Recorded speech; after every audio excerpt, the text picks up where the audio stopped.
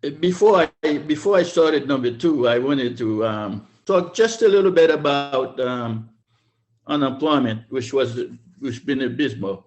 Um, Unemployment is not something that we used to help people with. It used to be the unemployment and the company.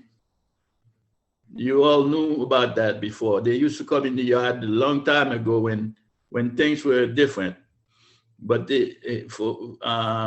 since technology, way before 10 years ago, they stopped doing that, and then they at one time we were able to get them to come in the yard to give some training.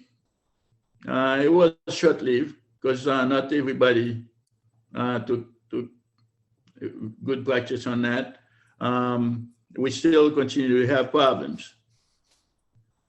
Recently, it's even worse with the pandemic. We as a union, we were able to get a lawyer, to hire a lawyer, the same lawyer that we have, to go and help out. And then myself, for example, I sort of learned to help out as the leader of the union.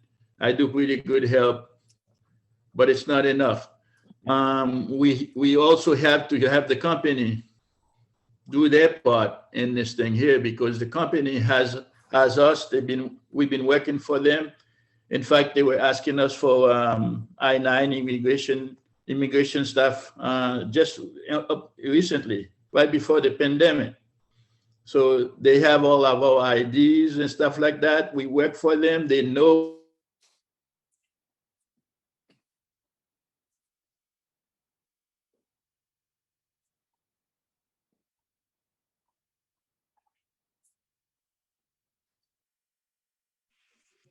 I mean, no voice, no sound.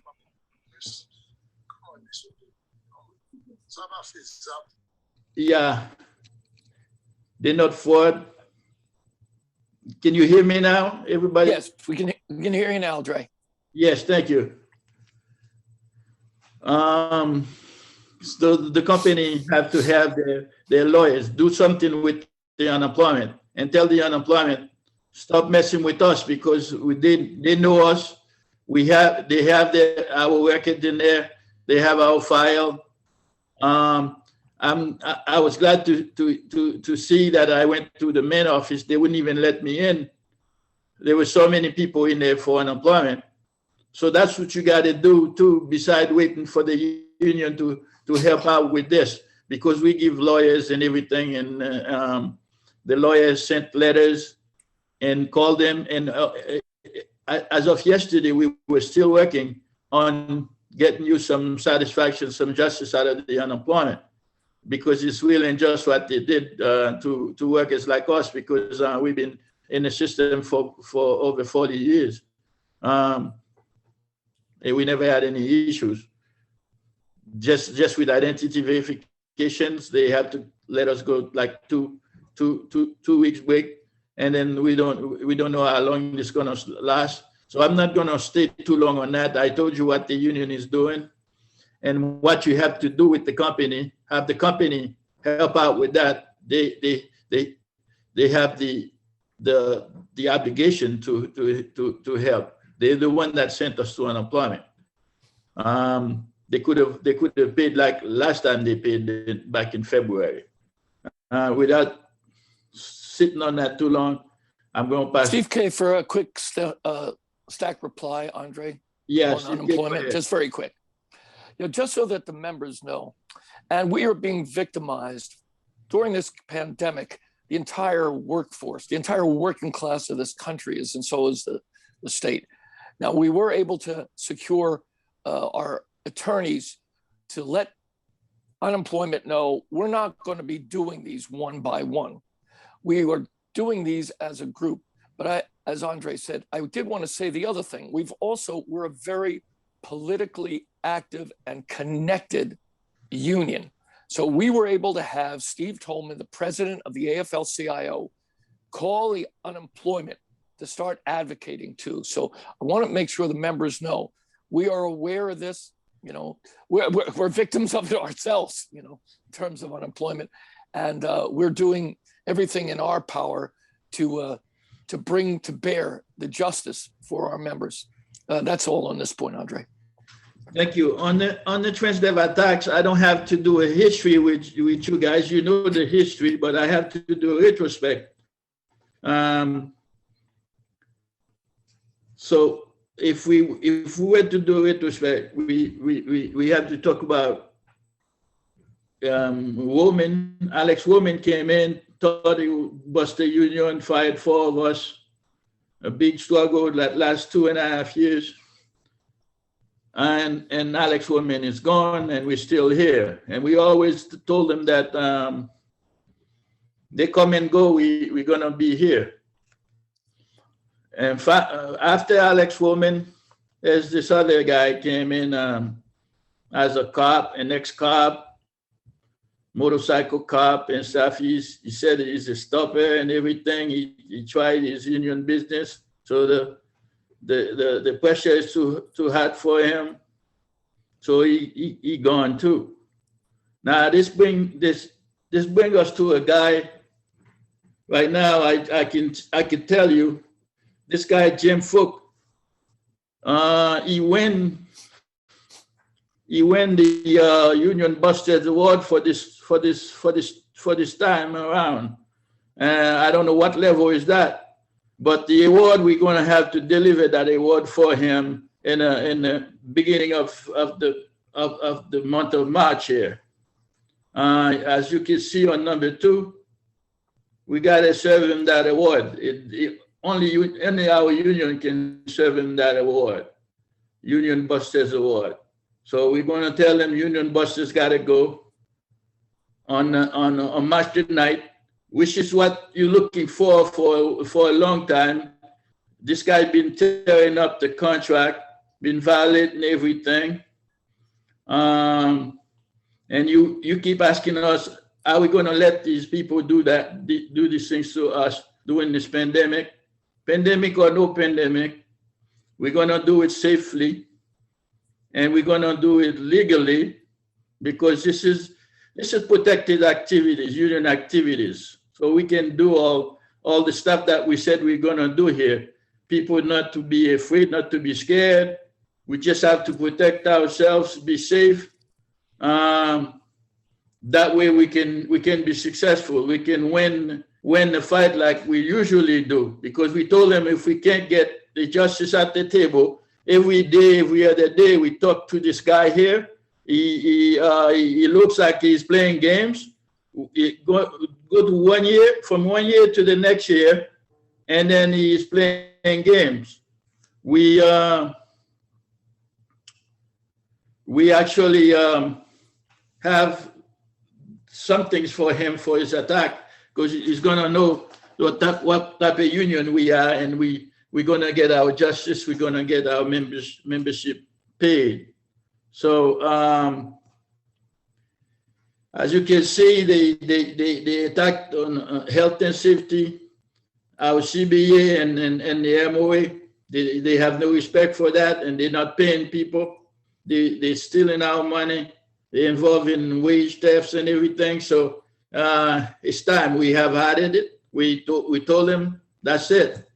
That's the last stop. So we're gonna issue that award to him and let him know that we're not gonna stand for. We're gonna get every penny that we deserve to get. With this, I'm gonna let my friend Steve K talked about the attack on health and safety, possibly the MOA and everything, and we tell you some of the things that we will have you to do in the campaign because it's a campaign for survival, health and safety campaign and our survival and our livelihood. Thank you.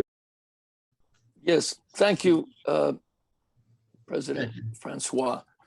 I want to just give a little bit of a context, and it is wonderful, even if it's just virtual, to be able to. She does a very good job, and she keeps us on the technology end of it, and we like what she has to do. Appreciate you, Florida. Thank you.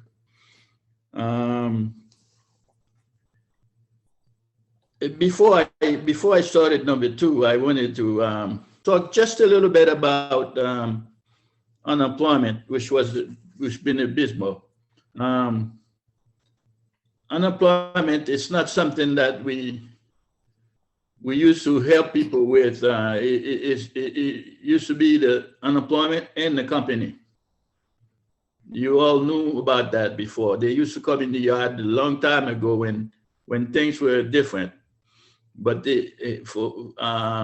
since technology, way before 10 years ago, they stopped doing that. And then at one time we were able to get them to come in the yard to give some training. It was short-lived because not everybody took good practice on that. We still continue to have problems. Recently, it's even worse with the pandemic. We as a union, we were able to get a lawyer, to hire a lawyer, the same lawyer that we have, to go and help out. And then myself, for example, I sort of learned to help out as the leader of the union. I do pretty good help, but it's not enough. We also have to have the company do their part in this thing here, because the company has us. We've been working for them. In fact, they were asking us for I-9 immigration stuff just recently, right before the pandemic. So they have all of our IDs and stuff like that. We work for them. They know.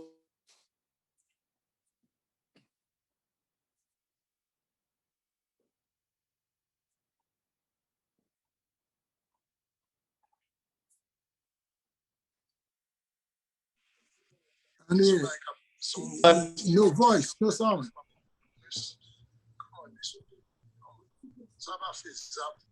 Yeah, they're not forward. Can you hear me now, everybody? Yes, we can hear you now, Dre. Yes, thank you. So the company have to have their lawyers do something with the unemployment and tell the unemployment, stop messing with us, because they know us. They have our record in there. They have our file. I was glad to see that I went to the main office. They wouldn't even let me in. There were so many people in there for unemployment.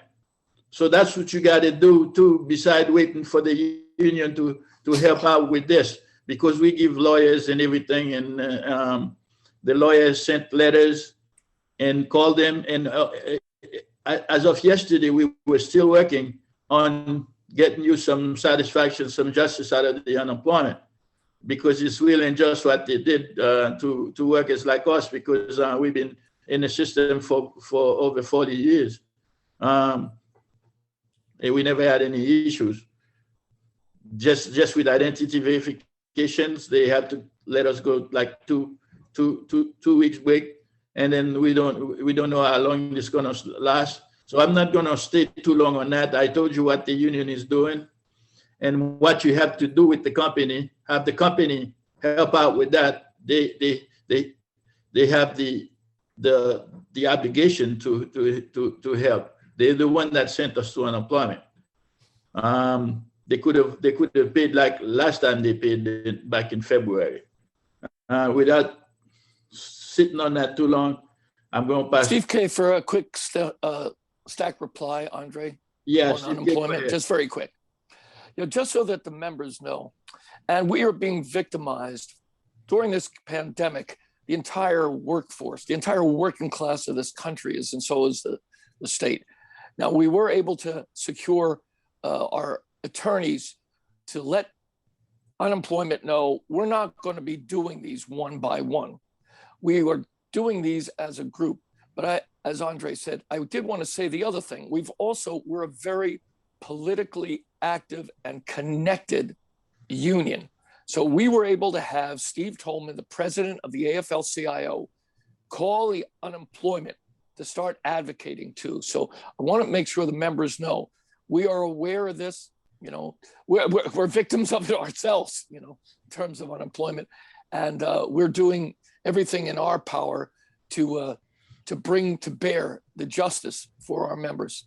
That's all on this point, Andre. Thank you. On the Transdev attacks, I don't have to do a history with you guys. You know the history, but I have to do a retrospect. So if we were to do a retrospect, we have to talk about Woman. Alex Woman came in, thought he would bust the union, fired 4 of us. A big struggle that lasts 2.5 years. And Alex Woman is gone, and we're still here. And we always told them that they come and go, we're gonna be here. And after Alex Woman, there's this other guy came in as a cop, an ex-cop, motorcycle cop and stuff. He said he's a stopper and everything. He tried his union business. So the pressure is too hard for him. So he gone too. Now this bring us to a guy. Right now, I can tell you, this guy Jim Fook, he win the Union Busters Award for this time around. I don't know what level is that, but the award, we're going to have to deliver that award for him in the beginning of the month of March here. As you can see on number 2, we got to serve him that award. Only our union can serve him that award, Union Busters Award. So we're going to tell them Union Busters got to go on March the 9th, which is what you're looking for a long time. This guy been tearing up the contract, been violating everything. And you keep asking us, are we going to let these people do these things to us during this pandemic? Pandemic or no pandemic, we're going to do it safely, and we're going to do it legally, because this is protected activities, union activities. So we can do all the stuff that we said we're going to do here. People not to be afraid, not to be scared. We just have to protect ourselves, be safe.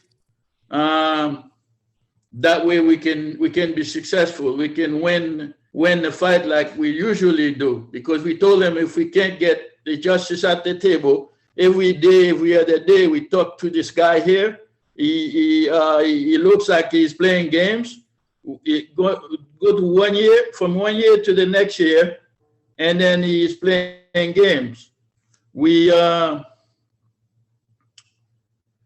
actually have some things for him for his attack, because he's gonna know what type of union we are, and we're gonna get our justice. We're gonna get our membership paid. So as you can see, they attacked on health and safety, our CBA and the MOA. They have no respect for that, and they're not paying people. They're stealing our money. They're involved in wage thefts and everything. So it's time. We have added it. We told him that's it. That's the last stop. So we're gonna issue that award to him and let him know that we're not gonna stand for. We're gonna get every penny that we deserve to get. With this, I'm gonna let my friend Steve K talked about the attack on health and safety, possibly the MOA and everything. And we tell you some of the things that we will have you to do in the campaign, because it's a campaign for survival, health and safety campaign, and our survival and our livelihood. Thank you. SK, you can take on. Yes, thank you, President Francois. I want to just give a little bit of a context, and it is wonderful, even if it's just virtual, to be able to be tonight with all of the brothers and sisters that have come here. I'm looking, and we're, I think, close to 90 people now. We hope it'll be more as the evening goes on. We are in truly historic times. Any of us that have been here, whether you've been here 40 days or you've been here for 45 years, like some of us, this is extraordinary times, and they call for extraordinary fight back measures.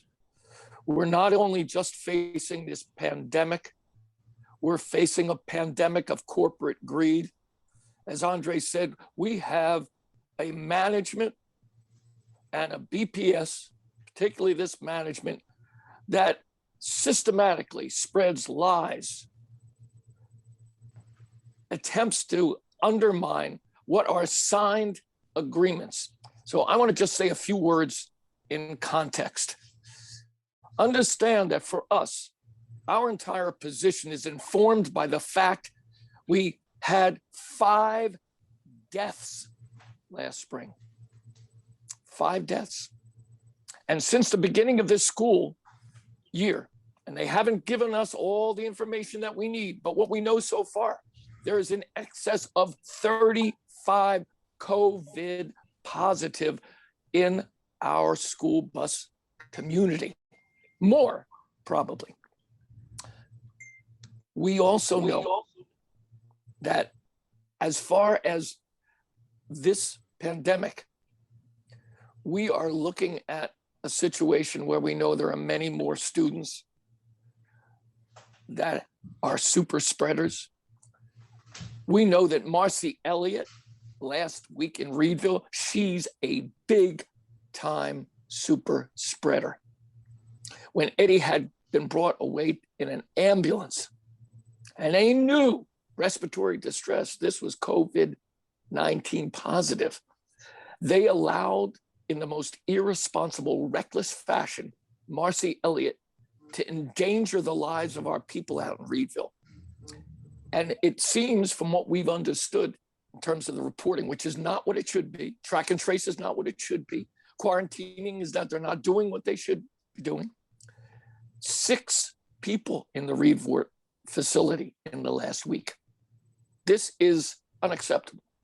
So I'll start by saying that the union has advocated with others in the school community that right now, until the metrics change, the only safe way is remote education, but they're not doing that. Our people need the money, and we have to do everything we can to assure that health and safety is done.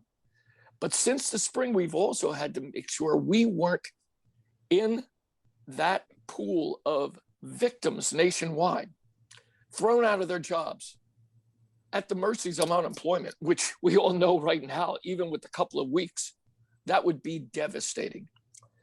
And this union, because of its history of struggle, its history of fight back, was able to go directly to the mayor of this city and to achieve a number of memorandum of agreement. That's what these MOAs are.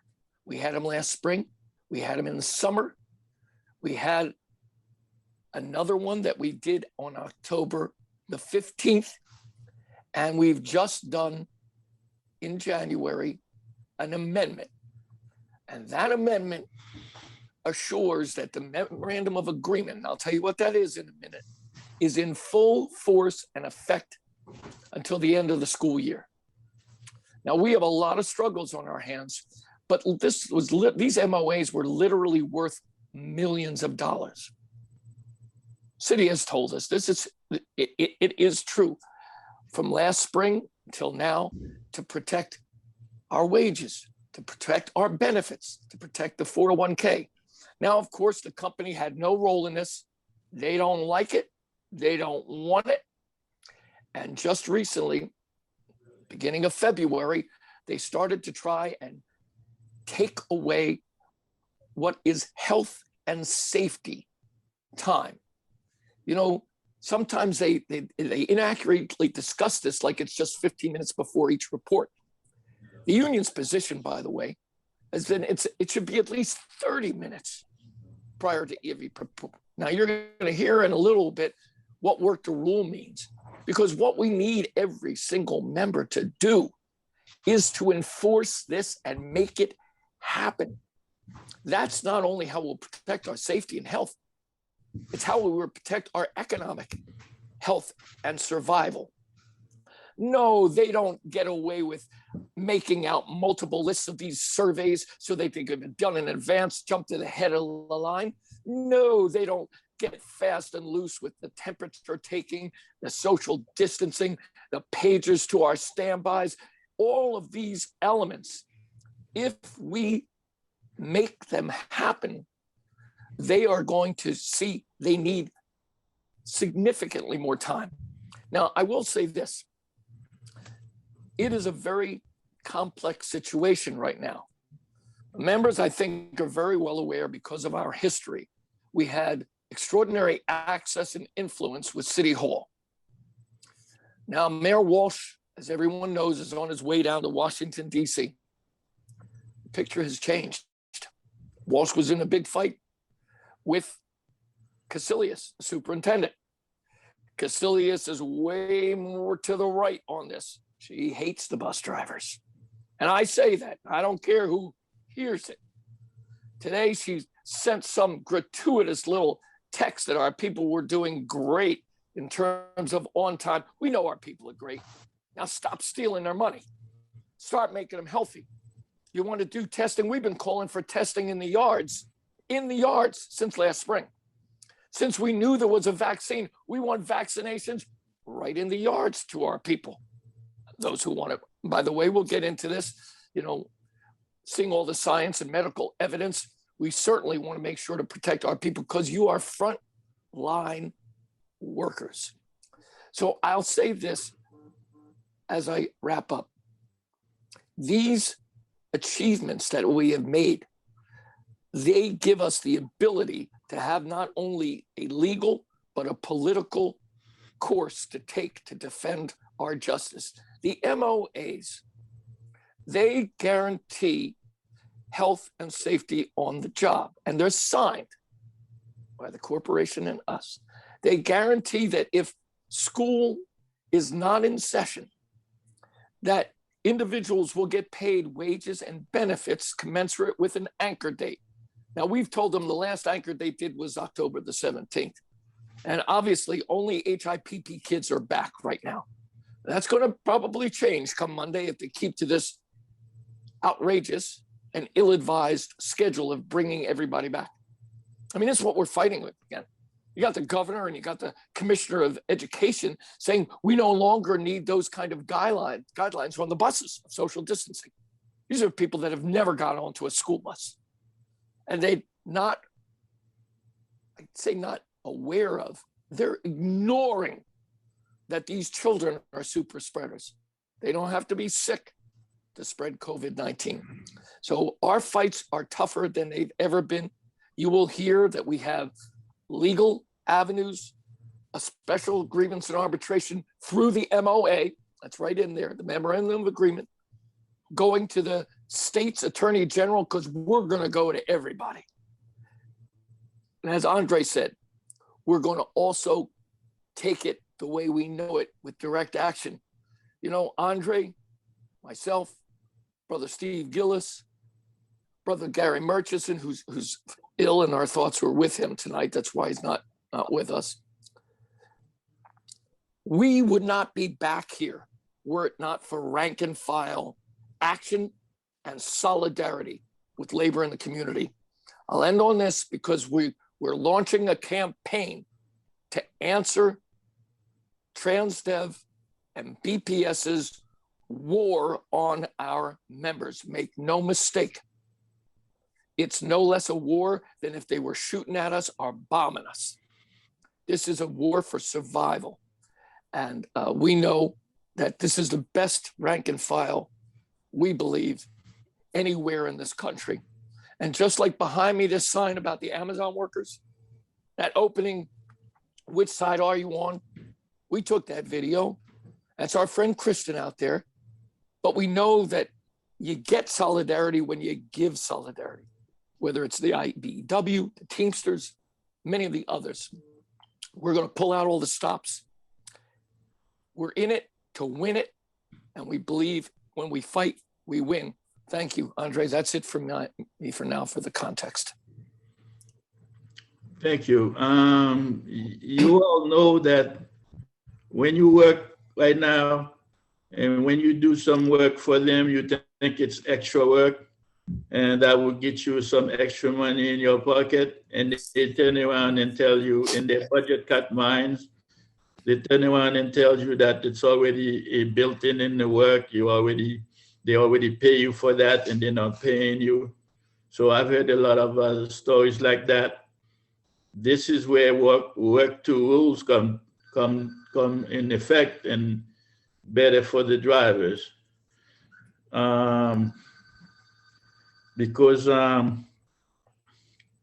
not paying you anyway, so why helping them? Getting in out of trouble, out of the jam. They need us to do the work for them. And they're not expecting us by paying us the right money. You come in to work early, they told you that they're not paying you those 30 minutes.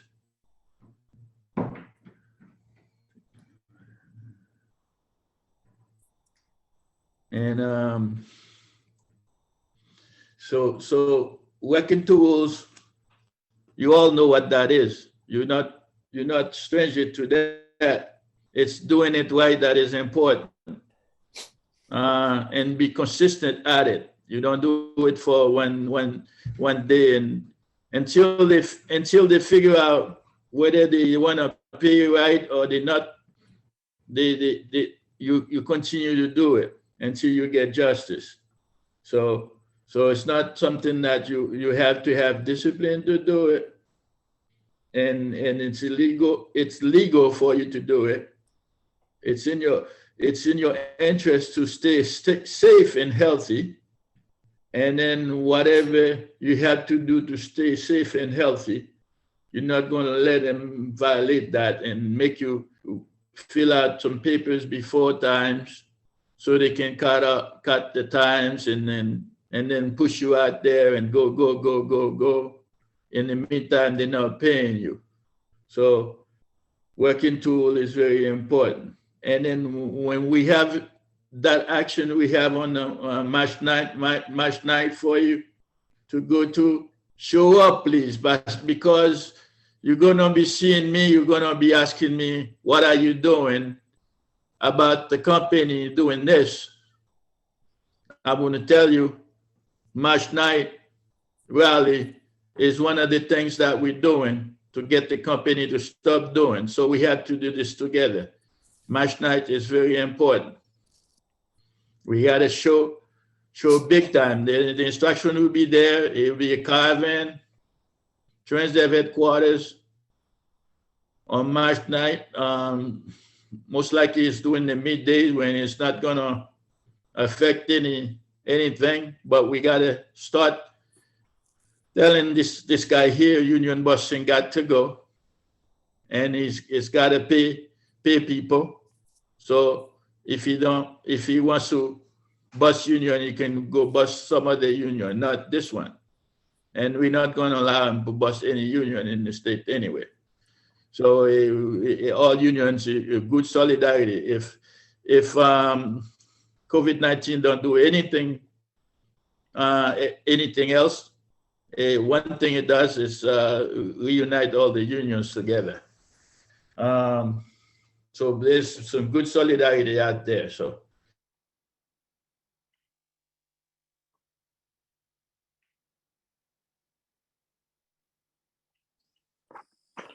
It looks like you're muted, Andre. You're muted. Because like tomorrow is a day that he has to pay the supplemental unemployment. Last time he didn't pay the supplemental unemployment to most of the people based on crazy stuff that he's saying that is not in the contract, against the contract. So he will remember that by March, he will know that he owes us 2 supplemental already, and then gonna be 3 bonuses if he doesn't pay them before March 9th. So, and he has to pay them. It's a part of the contract, and we deserve them. We gotta have them paid, because we've been waiting for that for a long time. We could use that money. It's our money, so he can't get it. I lost track of the agenda. All right, I got it. Could you play that? I got it on my phone because I'm on there. Okay. On the class action, I think this SK grievances and wage theft. We're doing real well with the grievances. We have step 2 going on. In fact, we invite a lot of standby drivers in on step 2 the other day, which was very good. We're going to continue to do that. We're going to send you to Lex to get on step 2, to do these step 2s, and to let the company know that you didn't forget about your rights to be paid and to be treated respectfully. So we want to be sending you some links to get on some step 2s and come in the meetings, because it's your union, it's your work. It's a place that used to be real nice, but pandemic changed it for all of us, and these people, they take advantage of it to treat us like crap. We're not going to stand for it. Should we move on to financial? Steve K for Stack for a minute on the class action grievances, Andre, if I could. Yeah, go ahead. Just so that the members know, grievance committee and Chairman Murchison have been doing an extraordinary job in this period of time, and all the technological support help from FARIBA has been invaluable in us doing this. But know that we are continuing to fight on all issues, whether it's not paying the supplemental, whether it's not paying the attendance bonus, or leave us not forget our good brothers, Macaire Dupuis and Claude Nelson. We've been in arbitration around that. We're expecting a decision soon on the first segment, because we believe the company violated even the procedures. And if we win procedurally, they will come back. If we don't win on the procedure, then we go to the merits, and we're very strong on those cases, and even some of our cases that involve the workers that are on sickness and accident and long-term disability. There's also class action grievances about all these other issues, which the arbitrators seem very, very attuned to around health and safety. These are life and death issues. So I wanted the members to know that on just about every issue, including some of the ones showing up in the chat, we are fighting those. But we don't want to just rely on grievance and arbitration. We are going to advocate, as we've done, to BPS. Union's going to be meeting with the new acting mayor when she takes over, and we're attempting to do that now. We're going to use all of our political influence. We are in nearly daily communications with the Boston Teachers Union and other of the unions that represent the school workers. So I did want you to know that on a whole host of issues, your stewards in the yards, great work out of Washington, Freeport, and Reedville. They're filing the grievances. We're going through the step 2s. By the way, it's another thing that we were able to win through the memorandum of agreement, because the company was pretending like they didn't have to deal with this during this pandemic, and they must. So I just wanted to add that to the president's remarks to let folks know that on all these issues, we are fighting with grievance and arbitration as well. That's it, Andre. Gillis, Sid Gillis, go ahead. Thanks, Andre. I wanted to emphasize a little bit this March 9th action that you're proposed, and I believe we should act on with all vigor, with all haste, that we should make signs, we should organize. I think our union is unanimous in wanting to congratulate Kim Janey, the president of the city council, for becoming, maybe tomorrow, maybe the next day, very soon, the first Black woman mayor of the city of Boston. This is historic, and in Black History Month, we as a union have sat with her, even years ago, on City Councilor Chuck Turner's Coalition for Equal Quality Education, when we were fighting the racist forces trying to return to neighborhood schools and cut the budget, But, she's just coming in, and she needs to know, quite honestly, quite vigorously, that there are huge, huge problems in the bus yards. And that is with the workers who are being treated inhumanely, who are having their wages slashed and burned by a huge multinational corporation, and by forces like Jackie Hayes at BPS, a vicious Pinkerton-like lawyer who has been brought in as the new liaison between BPS and Jim Folk, the new general manager of Transdev, who, by the way, has lied to us for the past 3 weeks, day after day after day. No, I didn't cut the MOA. I still respect the MOA. We even sent you texts about it. And then just yesterday, finally told us, beginning February 1st, I have cut everybody's pay.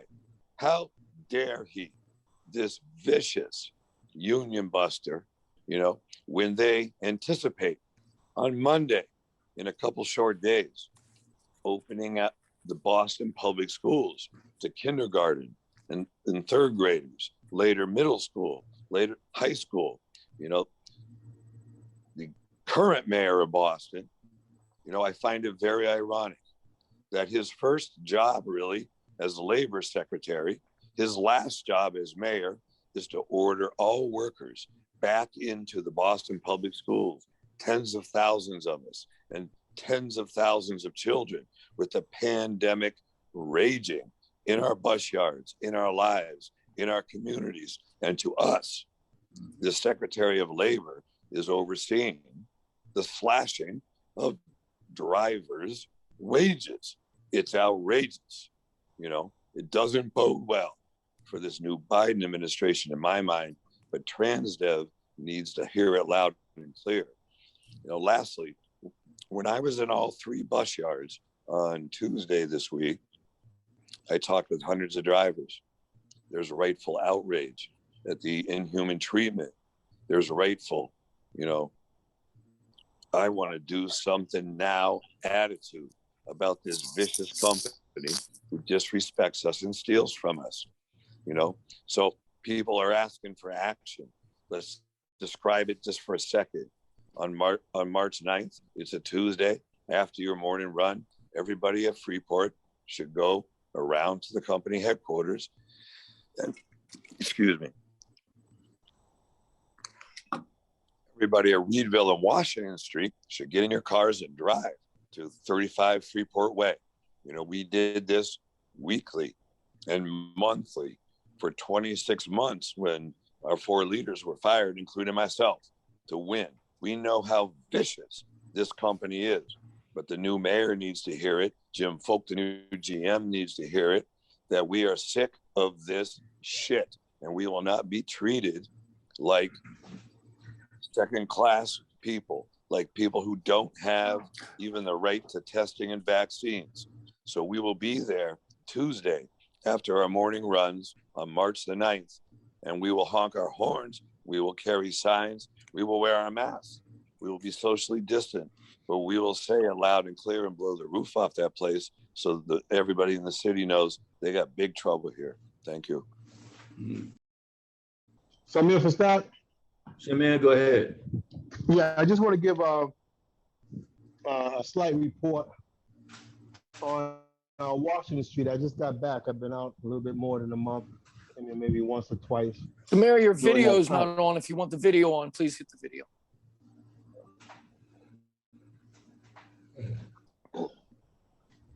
Okay. There you go. And so the main thing in our yard, well, first of all, I want to say that the COVID has really kind of disrupted our organization in the yards, you know, and in the union in particular. But better late than never. We need to organize. One of the main issues that we have at Washington Street is two things: safety protocol in terms of the CDC recommendations, social distancing, 6 feet. We don't have it at Washington Street. The cleaning, disinfecting. The only thing that we get, that I see, is cleaning of the bathrooms, which we had before the COVID. And the main thing is my pet peeve is our money. We haven't been getting paid. Our drivers are not getting, as we already mentioned, we're not getting our bonuses. We're not getting our supplemental checks. We're not even getting our regular check. And so I just want to reiterate that right now we need to organize. We're going to probably put out flyers. We're going to talk a little bit more about it. We have to figure out how we're going to organize as far as social distancing. And we're going to start off, hopefully, on the 9th to do what we've known to do, which is to let our presence be known. These people don't even know who we are. When Jim Folks got here, he doesn't know us. He hears us talking.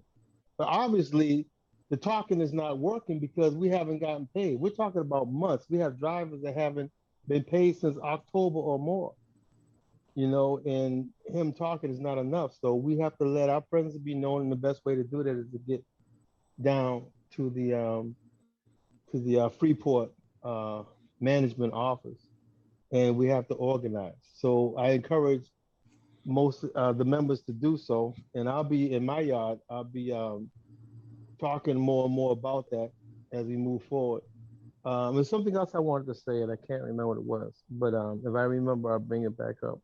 Oh, I know what it is. It's the work the rule. We didn't talk too much about it, but the work the rule is almost like, a lot of us know about it that's been here for a long time, but it's a very, very important tool, and it's a tool that's right for us. It's our tool.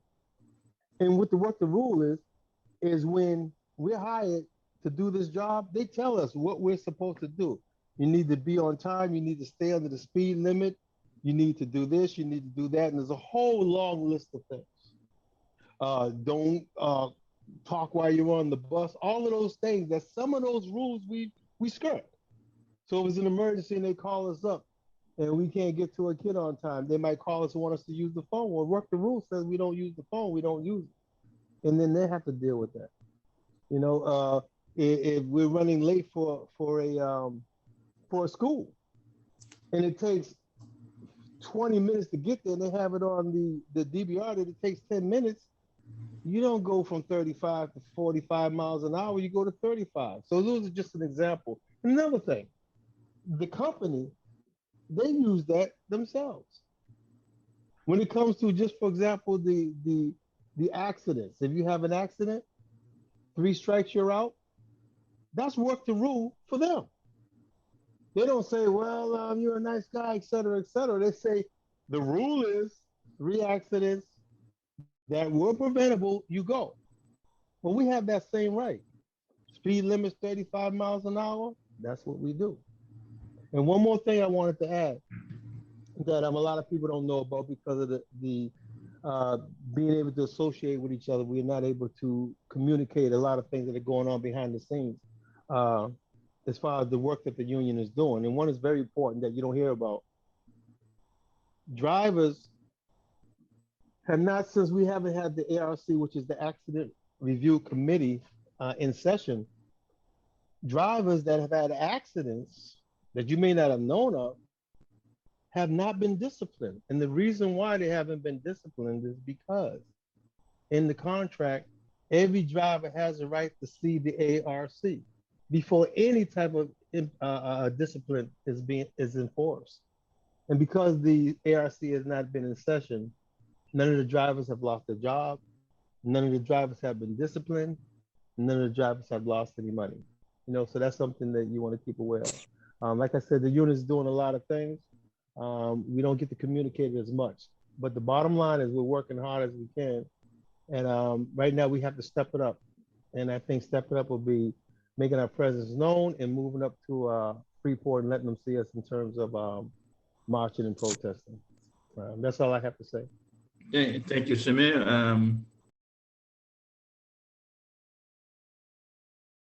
Lela Stack. Lela, go ahead. Good afternoon, everyone. God bless everyone. Hey, Lela, I'm your here. camera's I'm not here on. to report on Can a you put few it- spirits that is ready for the fight. We, as a union, It's us here. You're gonna put your camera on the video so they can see you. my who, The video. my voice isn't good enough. Okay, that's all right. Your voice is good enough. Amen. But we Listen, sisters and brothers here. amen. We need to step it up. We need to stand. We need to take a stand because there's a lot of drivers. They are very nervous. They are coming in doing what they would normally do on a regular, school year, school day, without the COVID-19 involved. Because this is what we do. We go pick up the students, we drop them off, and that's our job, from point A to point B, make sure that no child is left behind. But the point in the matter is that a lot of people are using excuses nowadays as far as this pandemic. The pandemic doesn't have anything to do with you stealing money. It has nothing to do with it. The company chose to take this as an advantage for them to steal money. We had payroll problems in the past, sure, but not like now. Not as long a length of time as now. Drivers haven't been paid since 6 months ago, 4 months ago, 3 months ago. This is ridiculous. I was told that I wasn't owed any. Come to find out, I was owed 19 hours. That's only because they calculated that amount up. But the point I'm trying to bring forth here is that this company do not know US. They do not know us. They do not know who we are. And the majority of the drivers is ready to show them who we are. And I'm a part of that. I'm a little bit fed up myself I don't want to take up too much time, but I'm a little bit fed up. I'm a little bit fed up with dragging your feet. I'm a little bit fed up with this foot dragging. We need to fight for our rights. We are getting up too early in the morning, going to a job, and we're putting in extra hours than what we put in for 1023. But yet and still, we're not getting paid for that. And yet and still, they're still taking the money from what we made on 1023. It has to stop somewhere. And you all gave us a date, which is what, March what? 9th? Well, we're ready to go tomorrow. We're ready to go tomorrow. Because this is ridiculous for us as a group, as a union, as a strong union, should allow these union busters to come in to even get away with as much as they haven't got away with already. We need to stop them, and we need to stop them ASAP. And that's my last word on it. You all have a blessed evening.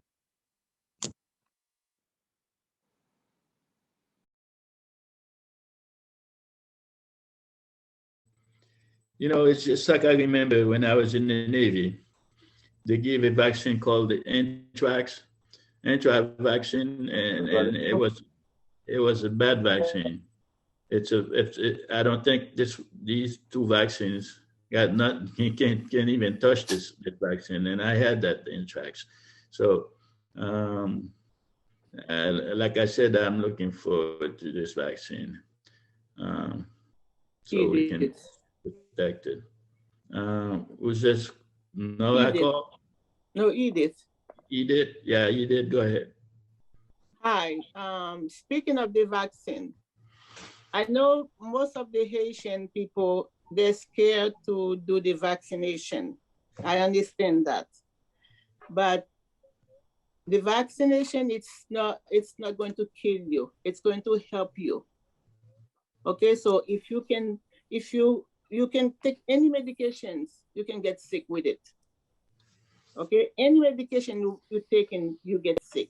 So not, you say the vaccine is going to do this, the vaccine is going to do that. I already take my first shot. Matt already take his first shot. So we go to CVS. So you can go check yourself if you want to be safe. If you want to be safe, you can go check by yourself. You can go to any place, they do the test. It's free. You don't have to pay to do the test. And then after that, you can go sign yourself at CVS and you get the shot. So, you don't have to be scared, If you're working with people, so they're getting the virus, so you don't know. But you need to protect yourself. Thank you, Edith. Yeah, appreciate it.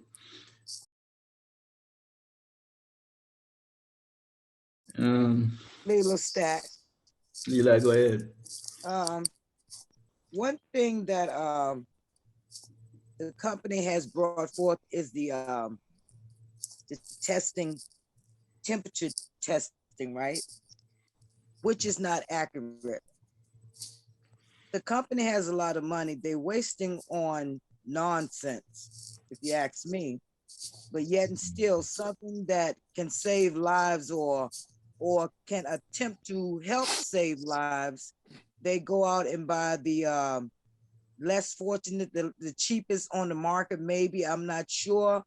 But if you were to go and have your temperature check in the morning time and you step away, okay, you take that first temp and it may say 98.6. You step away and you come back and it would say 97.4. And you step away and come back and it will give you another reading. So that tells me that the it's not accurate. So if it's not accurate, but yet and still you want each person to come and check in and it's not accurate, why are you continuing to use it instead of using or instead of getting something that's more to the point as far as accuracy? Those things at these yards is not accurate. I'm gonna tell you like that. Because the reason why I know, because I have done it. I have done it more than once. And each time I've done it, 2 to 3 times, it has given me 3 different temperature checks. 3 different temperature checks, not even a half a second apart, just to step away and step right back up, and it'll read something totally different. Now, the union maybe should contact the company and let the company know they need to go and invest in something a little bit more accurate than what we're using. So that's pretty much why these drivers are turning up and coming positive, because the temperature checking is not accurate. Okay? Yes, 10-4? yes. Mm-hmm. What's that? Mm-hmm. Surge for this doc. Yeah, I have Gillis, Surge, and I have myself, and I'm gonna go first. What Lela said is true, because everywhere got a different temperature they give you. If I go to main office, every time I go to the main office, I'm a 97.3 or never was under the 97. If I go on the other side in Freeport, I'm a 96 something. Washington Street gives me a 96. You know, same day I'm a Freeport, I have two different things right next to each other. This thing is a joke, like Fred said. The guy just wave you in. We cut them a couple of times in the calls where we have positive for two. We have positive in the bus yard reported to us 2 days prior to them writing something. It's on the call when we take a caucus. After they come back in caucus, we saw an email going through.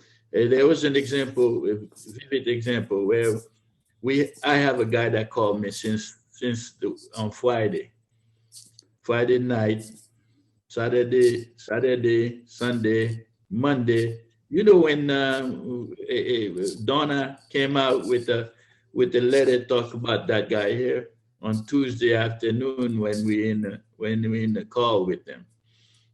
We took a caucus and I mentioned that in there that there was a brother that tested positive from Wheatville, one of those guy that Manicat, this thing from the super spreader Massey, which Massey was very negligent about that, very, very nonchalant. She came back the next day in the bus yard, showing up in Washington Street. One of the dispatchers, Teamsters guy called me and told me that Massey is in the yard, walking right by him, like there's nobody's business. And Massey had the stuff with her. She couldn't have been testing already where the doctor says you're okay, you didn't have any stuff. So Massey don't care. She goes to Washington Street, she goes to Freeport, she goes to Reedville and spread the shit among us, and then they take long time to report it. When we know it, we talk about it, then they go ahead and do it. If we don't know about it, they don't say anything about it. They just leave it so we can just come to work and make them that money, and they don't give a crap about our livelihood. This is why it's important from tomorrow morning, when you show up to work, you make it hard for these people. You don't make it easy for them. You don't help them out and cut your face. At the same time, you don't kill yourself to try to help these people out. They're already taking your money. Just work the rules and be ready for March 17. Pass the word out. This time is worse than when it was good time. When it was good time, good weather and everything, you take it nonchalant. But this time here, it's like I am not enough to get you paid, because they don't listen to me, but they listen to all of us together. This is what I can tell you. So if you want me to be weak, leave me by myself. But if you want to win something, we all have to do it together. The 14 or 18 of us are not enough. We have to do it together, like we've done in the past. Like when we were out with you guys, but brought us back. It's the same thing too. So Gillis, I had Adriano here before you, but I don't remember the strike before. But go ahead. I just wanted to mention and emphasize three things, and I see some questions in the Zoom chat about these very issues. People are saying they don't have a monitor for me. Well, starting tomorrow, we need to enforce these emergency safety operating procedures. If they don't have a monitor for you, this is the most dangerous thing possible in terms of being able to control more and more children that they ill-advisedly plan on packing onto our buses starting on Monday. We don't go out without a monitor. If you're a standby, you come in, you check in at 4:45, and you get your pager and you go back to your car and you make them call you one at a time. This was already established. We established this by hard-fought measures in the spring when we were doing the food distribution program. And at that time, we had a slogan, and we still do, not one more death. And in fact, when we checked in and we stayed in our cars and we made them call us in and we stayed socially distant, we didn't have this kind of sickness, even when it was surging around us in April and in May. There weren't sicknesses like this. These sicknesses are being caused by the company breaking rules around health and safety in their own greed and attempts to save money. We need to enforce the rules, work to rule. If they say, pack too many kids that aren't distant on the bus, we say, no, I'm not going to do it. I'm going to protect the children. Until we have vaccines, we need to protect ourselves as well. This is life and death. Thanks. Thank you.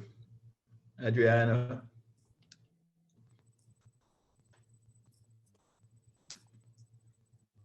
Adriano been with, must be down. Who else was? Adriano is on mute. Unmute yourself, Adriana.